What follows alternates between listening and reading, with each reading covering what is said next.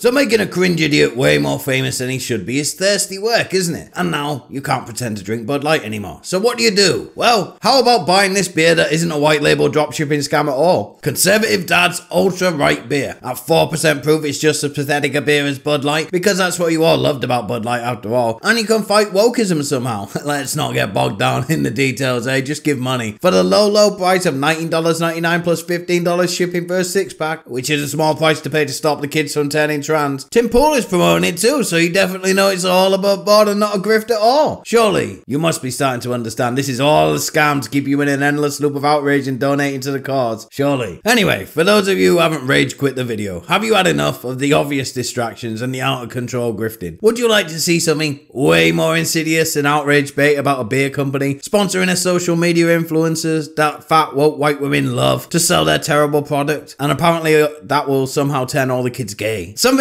that is actually going to turn the kids gay, or at least into leftists. Well, let me introduce you to Joe Biden's social media influencer program, where they will connect with influencers, i.e. pay them, and turn them into feds to push their policies and brainwash easily led children. That sounds a little bit worse than a gay beer no one drinks anyway, doesn't it? Now, while the right wing responds best by being baited into being outraged and then giving whoever tries to scam them first money because they think they're helping a cause, the left functions more like children/women and need heroes they can simp over, and they absolutely love it when a man behaves like the most pathetic loser possible online. So let me introduce you to David Hogg's younger, even more effeminate, who thought that was possible, eh? Replacement, Harry Sissons. Now, this twink has been going viral for a number of videos, but most recently, he lost his mind about shooting a gun for the first time. And it's just as pathetic as you might imagine. Let's watch it, shall we? Just a disclaimer, this is not a clown dressing up as Audrey Hepburn in a bath mocking women. This content will actually turn your kids gay. So I shot a gun for the first time today, and I've always been told by Republicans that after the first time, I'll be in favor of guns and I'll want more guns. But for me, it was the exact opposite. I realized how powerful these guns are, and at a moment's notice, they can be used to take someone's life. And the fact that in many states in this country, you can walk into one of these stores and 10 minutes later walk out with an AR-15 is absurd. This experience made me want more gun control, not less. Now, that sounds like a totally natural and organic thing for a 20-year-old kid to say, right? I mean, it doesn't sound like someone repeating the Democratic Party stance on guns word for word at all. This is totally normal content for a young kid to make. It's just a coincidence this guy's rising to prominence at exactly the same time as Joe Biden's administration is recruiting an army of influencers to parrot party policy to children. Coincidences happen all the time. It's me who's being racist thinking this might not be on the up and up. Anyway, Harry has a lover called Chris Mowry, and they do videos together. Let's listen to one.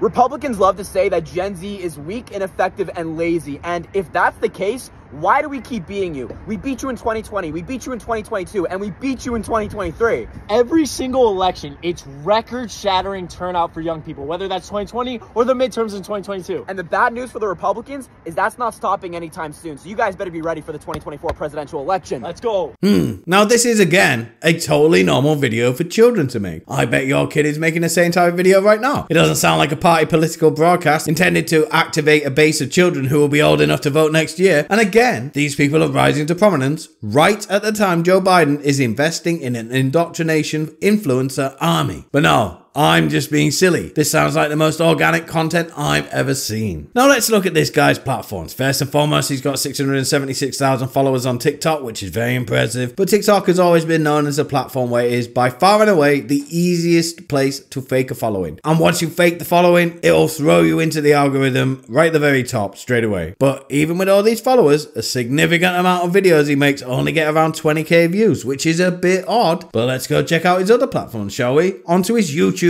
we go. Oh wait, this viral megastar, the new darling of the left, has less subs and gets way less views than me. What? This is starting to smell worse than a room when Tim Pool takes off his beanie. But anyway, shall we take a look at his Twitter? So he's got 133,000 followers, very well done, and states that he's 20. Got a picture of Joe Biden in his banner, very cool. And definitely what a normal 20-year-olds do. But he has 2 adverts for his YouTube in his bio. One saying he's on YouTube and one shilling the link. Yet he has less subscribers than me on YouTube. He can't funnel a single person over to his channel with his huge Twitter account. How very bizarre. Now, There's something way more odd about this picture. The more eagle-eyed among you have already spotted it, but Twitter shows you when users joined the website. And young Harry joined in 2011, back when he was 8 years old, like all toddlers do as a rite of passage into kidhood. Then we look at his Twitter Social Blade stats, and more weird stuff starts happening. On Monday, this account wasn't really doing much, gathering less than 100 followers a day, and the same on Tuesday. And then suddenly on Wednesday, and completely organically, he gained 30,000 new followers, which is totally natural. Now let's look at his concubine Chris. He's nowhere near as successful. He's more of a sidekick than anything, but he's still got 25,000 followers on Twitter, which is nothing to be sniffed at. But again, this guy was a political junkie even when he was a baby, and he joined Twitter in 2014 when he was 10. Then we move on to his Social Blade, and something even weirder starts happening. He gained his entire following on Twitter this month alone. These are not their accounts. These are fed government accounts